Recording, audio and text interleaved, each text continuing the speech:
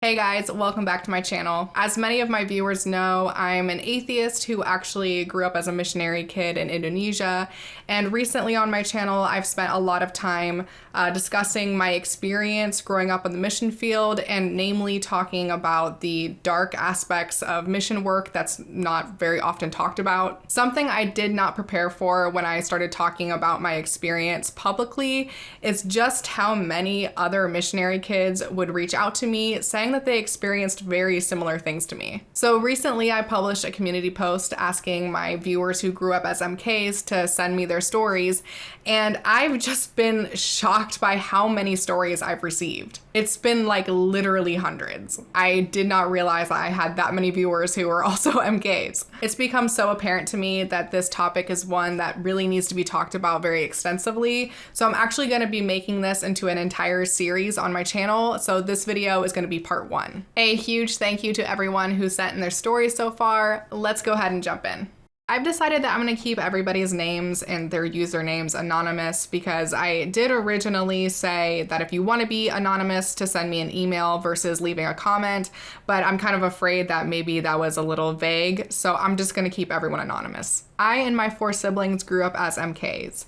Even though I've deconstructed and no longer believe, I am actually grateful for the way I grew up. See, I actually am very grateful for the way that I grew up too. I know that in my recent videos talking about missionary work, I've been primarily focusing on the abuse and harm that can happen in these types of environments. And the reason that I'm doing that is because these types of things are not talked about versus the positives of growing up as a MK are widely talked about and have been for decades. But that's not to say that I regret growing up the way that I did or that it had no positive effects on me, because it definitely shaped me into the person that I am today. I see a lot of stories about how missionary parents neglect their children's well-being for the sake of the mission, and I think the reason my experience was much better is because my parents prioritized my well-being. My dad was/is a 4th-generation missionary and so understood the trauma of being shipped off to boarding school in an unfamiliar country and never feeling like you fit into any culture. He also understood that not all missionaries are good people and that just telling people they'll go to hell without Jesus is offensive and doesn't usually work. So I talked about this in my original video talking about my experience growing up as an MK. I was sent to boarding school for 1 year, but I really did not like it, and I expressed that to my parents, and my parents have always prioritized me and my sister's well-being as well. So they like literally moved mountains in order to make it so I didn't have to live in the dorm anymore. But there were other MKs that I grew up with where their parents would just like send them to the dorm, and then they would like not come see their kids for months and months on end. Like they would see their parents only 2 or 3 times out of the year. And I do think that that can be very, very damaging and can lead to some MKs feeling like they've been abandoned or feel like their parents cared more about the mission than they cared about their own kids. In order to give me that stability, my family lived in the US and my dad took on the burden of traveling often. He would be gone for weeks at a time, which I know was difficult on him and my mom, but I didn't mind it. He called me daily and made time whenever he was home. Because of this, I was able to attend the same school for most of my life and make stable friendships. Yeah, that's actually a very unique experience for a lot of MKs. I know for me personally, I went to at least 5 different schools. Hey guys, Editing Taylor here. There are going to be several points in this video where I pause and put in some clarification because, just to be upfront and frank with you guys, I was pretty nervous when I was filming this video. I've received a lot of positive feedback for my video, but I've also received some critique too, and that's kind of made me a little bit nervous proceeding with this type of content right now. I just wanted to clarify here, I kind of misspoke, but what I was trying to say is that growing up, I moved to at least 6 different schools, including attending a dorm for a year and then also being homeschooled for 1 semester. And even though I feel like my family moved a lot when I was growing up, I didn't have it nearly as bad as some MKs do. So yeah, I just kind of misspoke here and wanted to clarify. I went on lots of long summer missions trips and spent 1 year in high school on the mission field, moving every few weeks. Oh man, every few weeks, that's often. That year was so difficult and made me feel for MKs who had to experience it long term. I was lonely and often cried myself to sleep. I did self-paced online school, which was a nightmare. I had undiagnosed ADHD and couldn't focus without any deadlines and the lack of stability of moving so often. I had always been an A student and loved school, but that year of homeschooling was terrible, especially combined with the isolation. Yeah, I can definitely understand how that year would be particularly hard because moving every couple weeks plus, having undiagnosed ADHD and having to be completely self-motivated with your schooling. I mean, that's just honestly like a recipe for disaster. So I'm sorry you had to go through that. The ironic thing is that year abroad is the reason I lost my faith. After living in a primarily Buddhist country and a primarily Islamic country, I made the connection that these people believed in their religion for the same reason I believed in mine. Their parents told them to. I am now a happy, healthy atheist thanks to my parents' mission work. It's funny how that works, right? People of the same religion just happen to often live in the same area of the world. It's really interesting to me that living abroad and having that experience as a missionary kid kind of led to you losing your faith. Because for me, even though Indonesia is I want to say 98% Muslim, the specific island that my family was on was 50% Christian and 50% Muslim. So I was surrounded by Christianity 99% of the time. So I never questioned when I was growing up. There is a lot more I could share, especially about what happened when I left Christianity. That was far worse than my MK experiences, but that's getting off topic. Overall, I really am glad I was an MK, even if parts of it sucked. I feel completely the same way.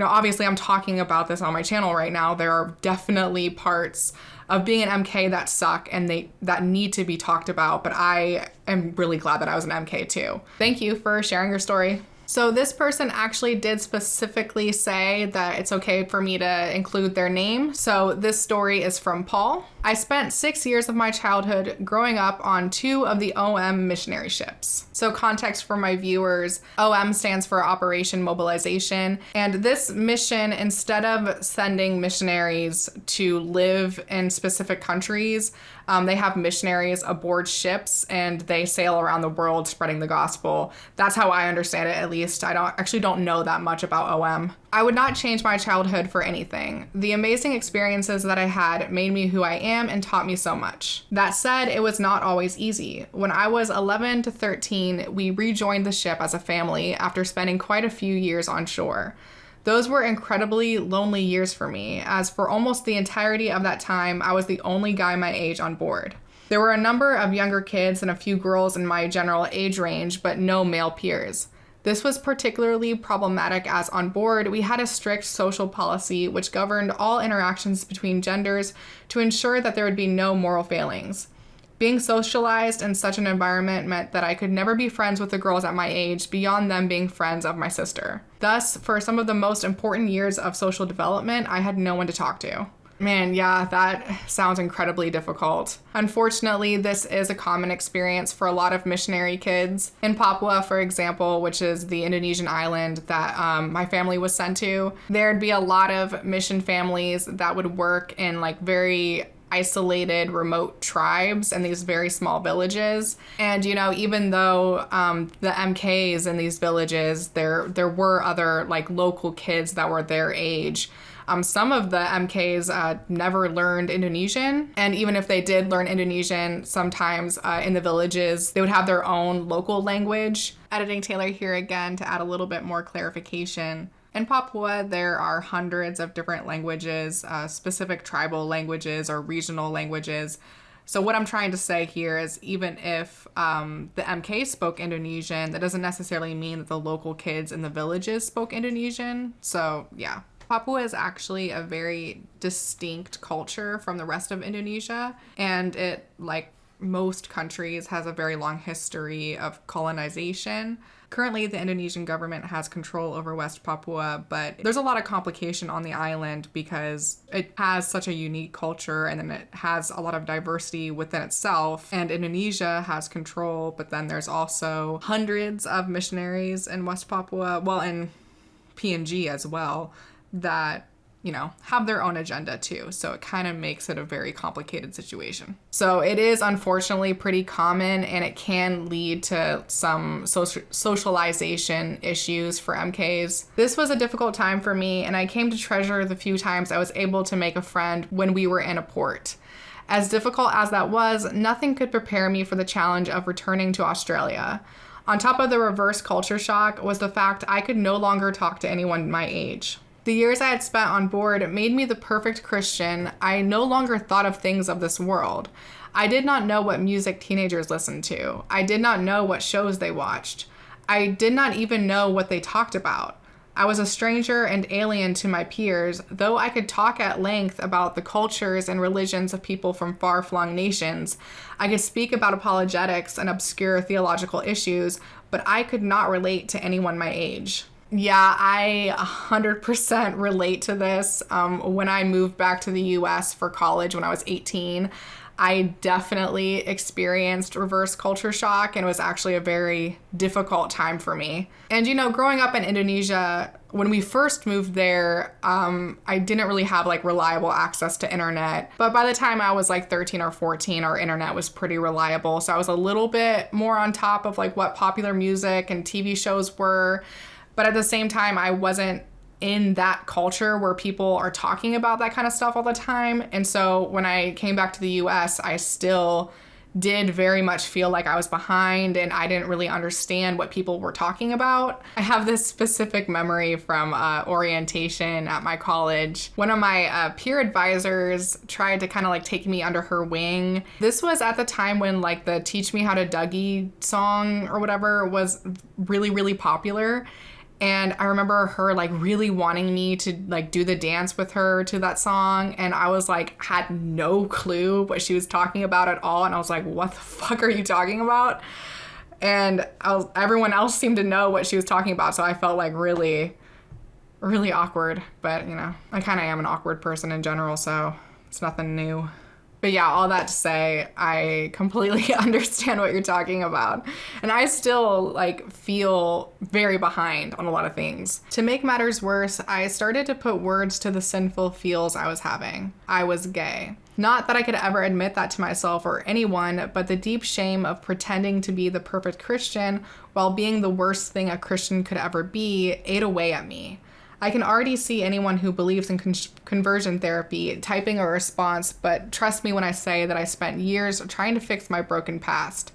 I spent years being an outsider. It took me until the final year of high school before I could actually say that I had real friends, and even then they barely knew me. Following high school and a hope to cure myself of my homosexuality and to return to a familiar environment, I returned to missions and spent the next 6 years of my life serving in different contexts. Ironically, it was there that I learned the social skills to function in society, and it was there that I accepted that I was gay.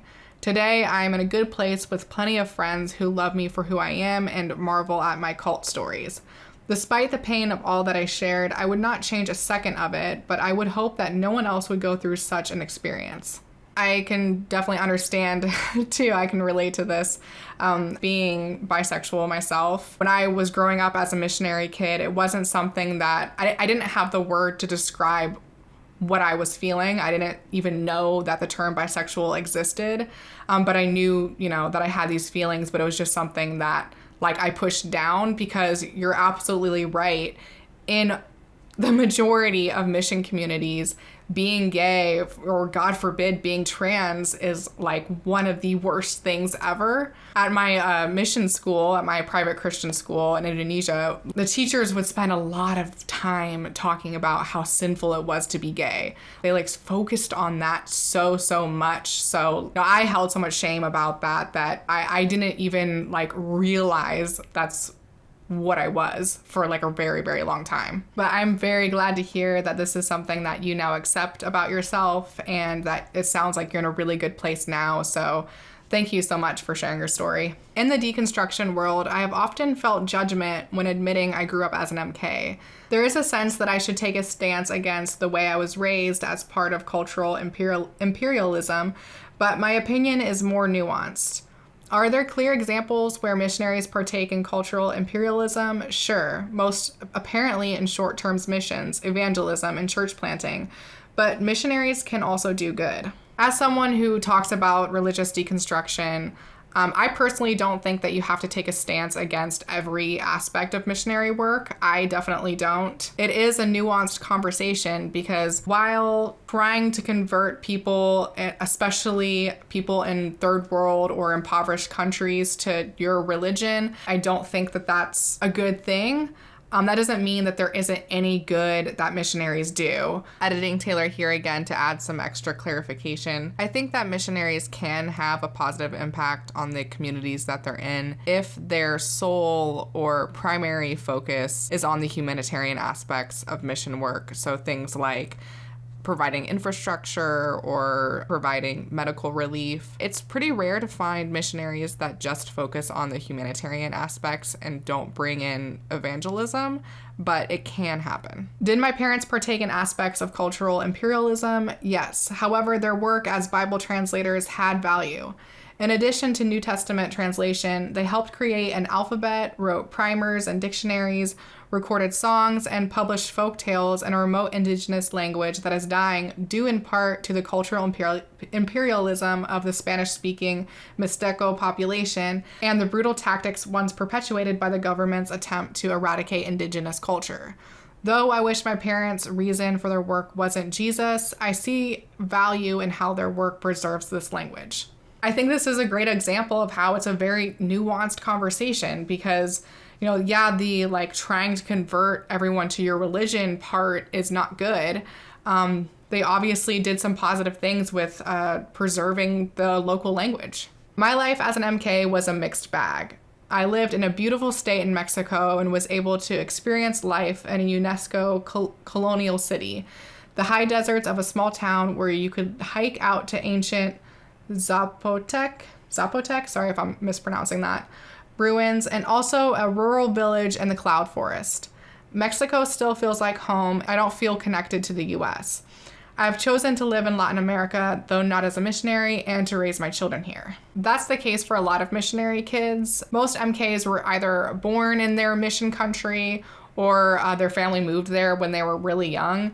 In my case, my family moved to Indonesia when I was I think 11, so I was kind of older. But yeah, a lot of MKs don't feel at all connected to the US even though they're American citizens because they haven't spent any of their life here. For me, to be honest, I don't really feel like anywhere's my home at this point in my life. I've moved so much and I'll probably continue moving. And I think that's kind of just what comes with being a missionary kid. I'm kind of just a drifter now, which is fine.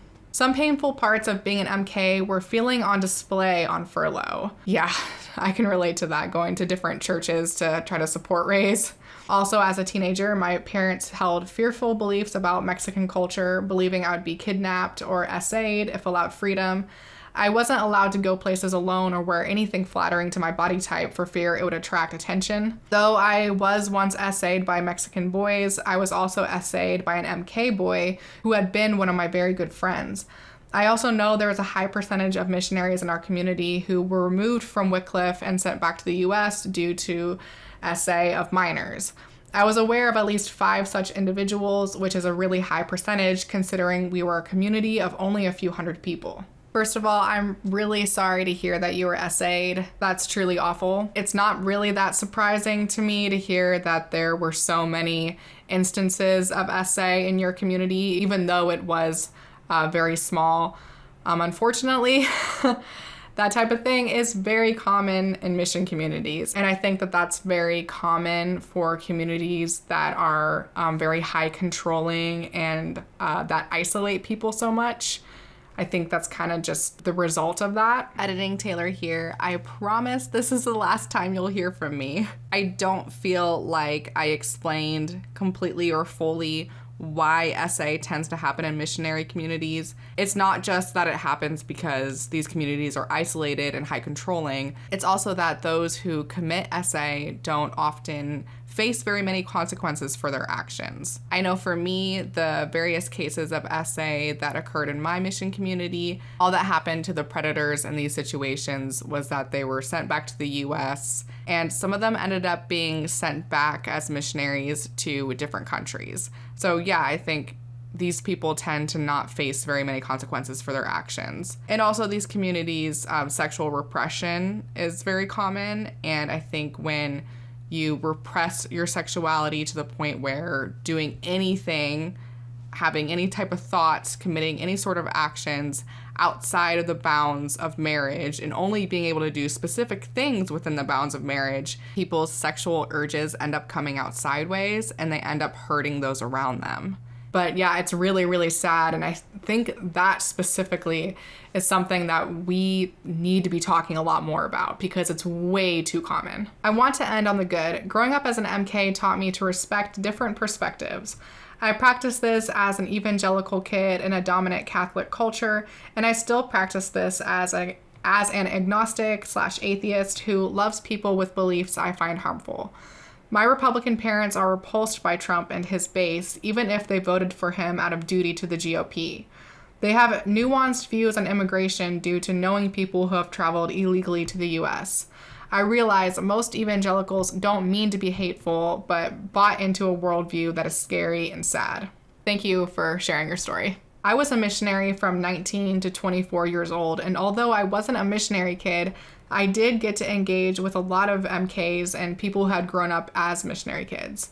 A really common theme I noticed was that they all really struggled to bond and make good friendships, and a few of them would choose not to get attached to anyone because they knew on the mission field you might become really good friends with someone and then they leave you and you never see them again. Yeah, 100%. This is a super common experience. For me personally, I struggle a lot with opening up to people. I'm very slow to warm up because I think I'm not ever really sure if they're gonna leave or if I'm gonna leave. Thankfully, once I'm open up to people and I'm friends with them, I tend to keep friends for a really long time. But for some MKs, it's the opposite. They can make friends really, really quickly, but then kind of disengage with them after they've been friends for a bit because they're afraid that they're gonna leave. So they just kind of detach themselves before that can happen. Thank you for providing your input here. I think you're definitely onto something. I had a very different experience from most MKs. We never raised enough money to actually move to the chosen country. So I spent my whole life up to age 11 traveling the country constantly. We were in a different church every Sunday and Wednesday, mostly independent Baptist churches. Man, I'm sure being in a different independent Baptist church every week would be very, very trying. I feel for you. I became really good at being surface friends with just about anyone, but never got to be around anyone enough to really make lasting, deep friendships. Okay, so this is interesting because we were just talking about this with the last story, that there are some MKs who, unlike me, can make friends really, really quickly, but then have a harder time maintaining those friendships. We were homeschooled since we traveled so much, and as the oldest, I was expected to help my younger siblings with their work. The hardest thing for me was living up to the perfectionist standard. I had to dress right, sit like a lady, be quiet, don't let anyone know we listen to CCM. Wow. And be a model of biblical scholarship, which ultimately brought me through deconstruction. From age 8, I knew I was gay, but had to hide it because the teaching from Independent Baptist about gay people is pretty severe. It was traumatic to listen to the adults talk about LGBT people. Like the Maddie Zam song says, "The good girl you were was really fucking bad at being real." I was so good at hiding my true self that it has taken me decades to peel back the PTSD and really find myself. The hardest part was not having community that I could be safe in. Even my closest friends were not safe people that I could talk to about anything besides the Bible. To this day, I'm 41, I struggle with trusting people and letting them in unless they're my therapist. I'm really, really sorry to hear that. And that's the thing for so many MKs, I definitely know myself included. There's so many expectations for us and we're held to such this strict standard that who you are kind of becomes dictated by what other people want you to do or what they want you to be. And that's something that I deal with too, because I think I have a lot of perfectionist tendencies from being in such a perfectionist environment that I Like, I'm really trying to figure myself out and figure out what my own motivations are for the things I do, because like you, I've been so used to hiding my true identity that I'm not completely sure what that is. I think I'm finding it now. But all that to say, like, I hope that I'm not like rambling too much in this video about myself, but I just want to like let you guys know that have shared your stories that you're not alone at all. And your stories have helped me realize that I'm not alone and that this is something that a lot of us struggle with. Thank you so much for sharing your story. So I've gotten through about 5% maybe of all the stories that I have. So like I said, this will be an ongoing series on my channel.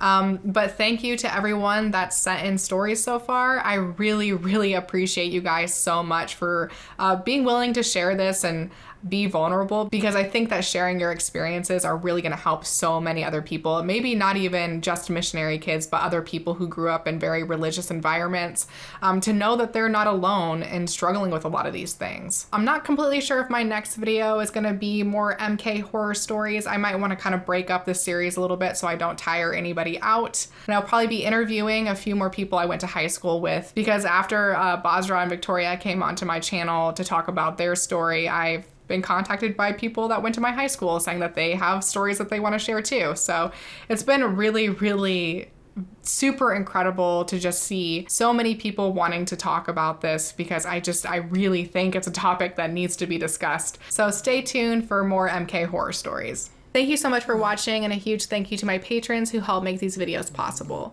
If you like this video, please be sure to subscribe and ring the bell. If you'd like to follow me on social media, my Instagram is Taylor_the_antibot, and my Twitter is the antibot. If you'd like to consider supporting this channel financially, a link to my Patreon will be down in the description, and I'll see you all in the next one. Say bye.